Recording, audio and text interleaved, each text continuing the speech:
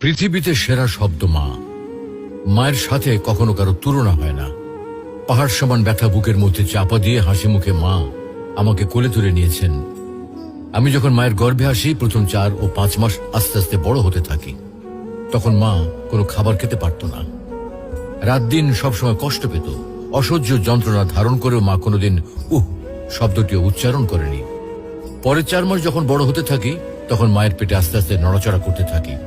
কোনো কোনো সময় মায়ের পেটে লাথি মারার কারণে মা দাঁড়ানো অবস্থা থেকে বসে পড়ত।